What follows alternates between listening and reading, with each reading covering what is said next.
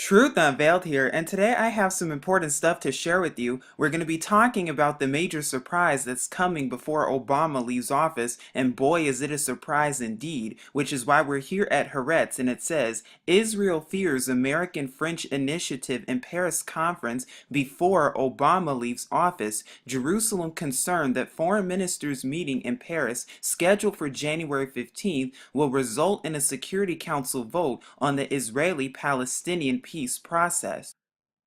Now it's just interesting because this meeting was supposed to take place back in June of 2016, but was then pushed back all the way to January of 2017. How very timely indeed. Now the actual article goes on to say that Israel fears that the US and France want to advance another move on the Israeli-Palestinian issue before the Obama administration wraps up its term.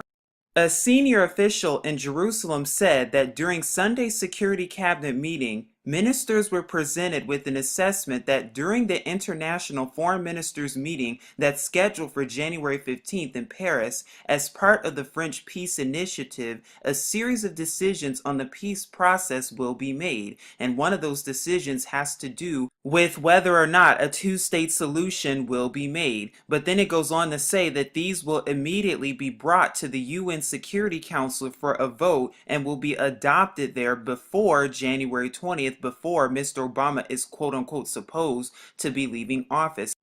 Then it goes on to say that the move presented to the ministers led Prime Minister of Israel to tell the Likud ministers during their subsequent meeting that Friday's vote in the Security Council on the settlements was not the end of the story and that there are liable to be other steps taken by the international community, the official added.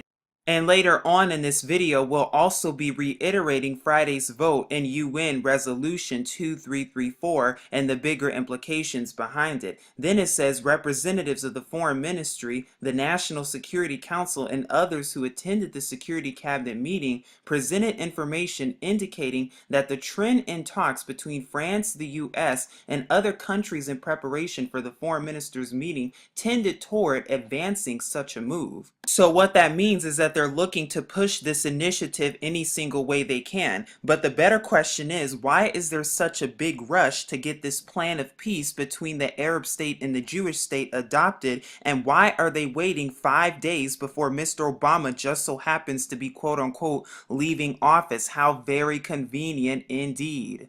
But now we're here at Reuters where it says France to convene Middle East Peace Conference on January 15th. Now the actual report says that France will convene some 70 countries on January 15th for a Middle Eastern Peace Conference in Paris, its foreign minister said on Thursday, and will invite the Israeli and Palestinian leaders to meet separately at the conclusion. France has repeatedly tried to breathe new life into the peace process this year, holding a preliminary conference in June where the UN, the EU, the United States, and major Arab countries gather to discuss proposals without the Israelis or the Palestinians present. Their plan was to hold a follow-up conference before the end of the year with Israeli Prime Minister and Palestinian President involved to see whether the two sides could be brought back to negotiations and revive the peace talks. And of course, Israel had repeatedly rejected the conference proposal. And according to Jean-Marc, quote, France is still determined to hold a conference in Paris to reaffirm the necessity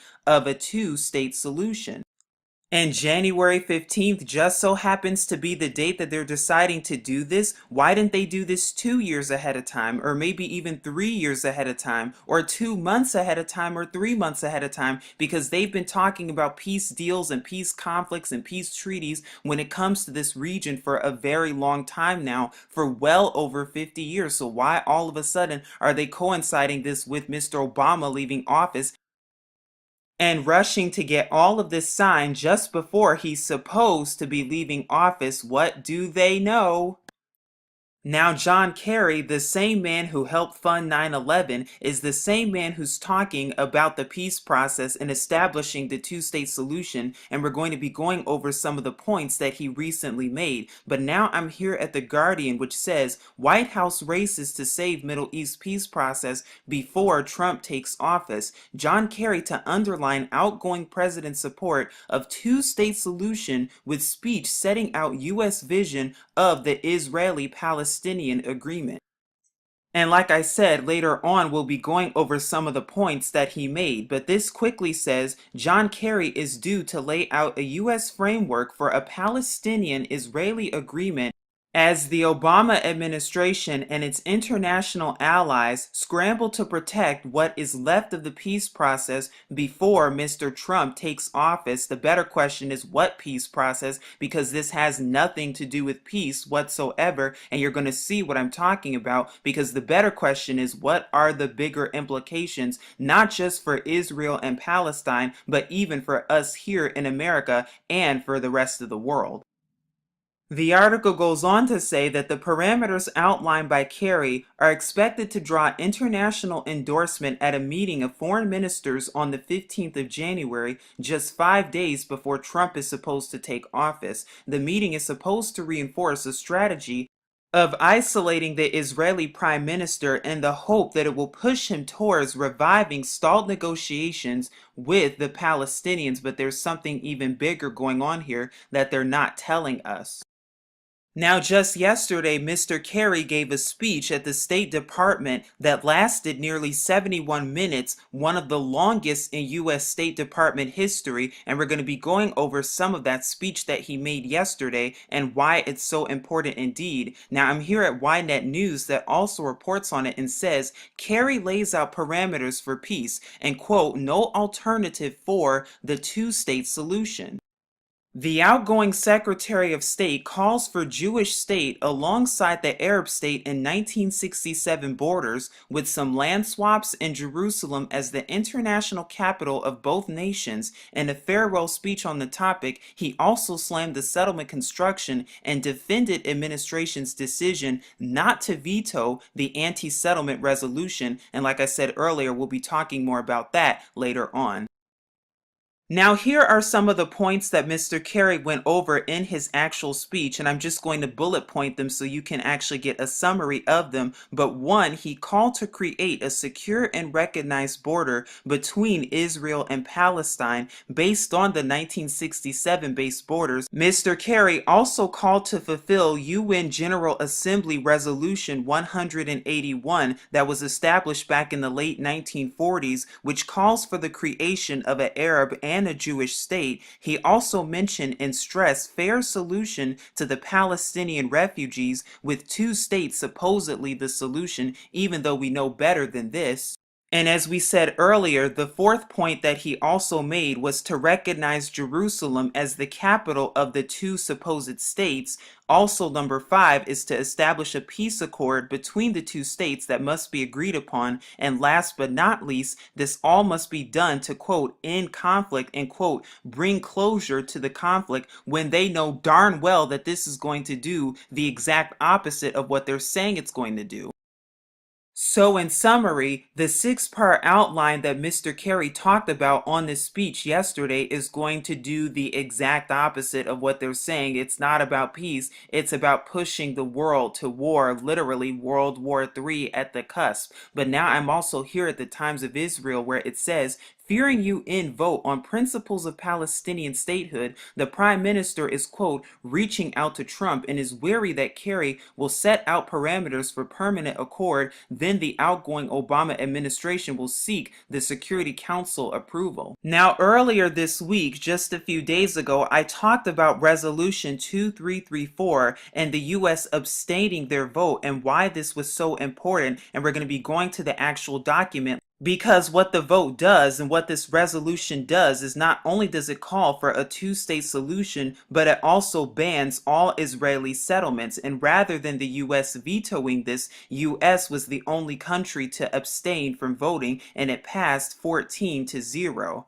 Now it's just interesting because Israel has suspended ties with all of the 12 nations that voted in this resolution, and these nations are Britain, France, Russia, China, Japan, Ukraine, Angola, Egypt, Uruguay, Spain, Senegal, and New Zealand.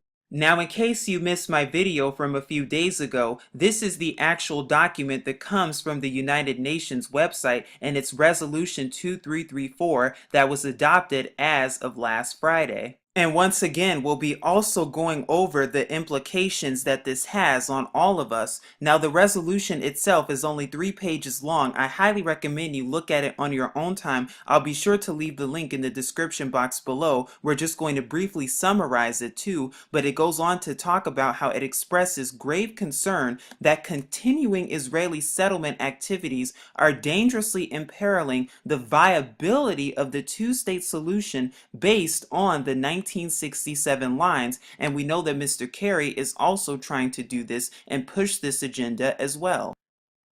Now, page 2 emphasizes the points that the resolution seeks to make, and as you can see, it wants to stabilize the situation and reverse negative trends on the ground, which are steadily eroding the two-state solution, and to create the conditions for successful final status negotiations and for advancing the two-state solution. So that's all they're trying to do.